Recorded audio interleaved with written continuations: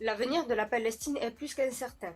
Les grosses puissances et d'autres pays alliés s'évertuent à réduire à néant toutes les potentielles aides que pourrait apporter quelconque nation.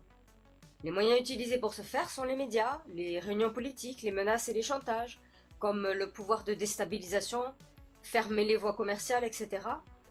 ou des négociations du style aider à obtenir la Palestine en échange de ce que veut le pays négociant. Dans le but de tout faire pour laisser périr la Palestine par elle-même, en s'auto-détruisant, s'auto-éliminant de la planisphère, grâce à la destruction de points vitaux pour les citoyens. Dans ce contexte, officiellement, personne ne pourra accuser un pays ou un autre de la fin de la Palestine, même si, officieusement, tout est mis en œuvre dans ce but. D'autres techniques semblent être utilisées comme l'entretien, l'immigration et le financement de guerriers religieux.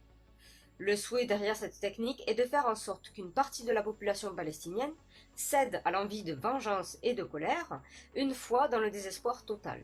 Lorsque cela arrivera, alors la Palestine sera montrée du doigt par tous les autres pays et démontrée comme un territoire dangereux, ainsi que ses habitants, sans faire aucune différence entre ces derniers. Et tous les pays réclameront une solution radicale pour obtenir la paix et y participeront. En faisant cela, tous les pays prendront parti et ne répondront à aucun appel au secours de la part des Palestiniens. Officiellement, médiatiquement et politiquement, se mettra en place une illusion de solution d'aide proposée par les grosses puissances, telle que faire venir des résidents palestiniens, triés sur le volet, dans le but de les faire travailler au sein du pays accueillant, ou plutôt de les exploiter officieusement, bien sûr, en leur rappelant régulièrement, en cas de colère, que le pays les a accueillis par pur altruisme, qu'ils ont de la chance, car ils n'étaient voués qu'à une fin certaine, de ce fait d'être éternellement reconnaissants plutôt que de se plaindre. Une fois que le territoire de la Palestine ne deviendra qu'un oubli, alors oui, Israël ou autre pays pourra prendre possession de cet espace. Cela dit, en ce qui concerne justement ce territoire, il semble que son devenir ne soit que d'ordre militaire, une sorte de QG ou d'état militaire militarisé. Un territoire caserne en gros. L'on peut parler de sacrifice d'un territoire avec ses habitants au nom de l'obtention de ce sol.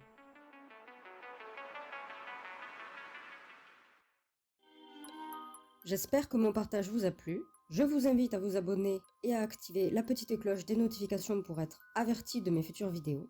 N'hésitez pas à cliquer sur le pouce bleu et à me laisser un commentaire dans l'espace concerné si vous avez apprécié le contenu. En plus, ça m'aidera beaucoup.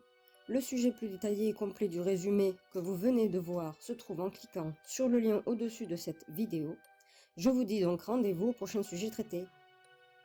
Bisous.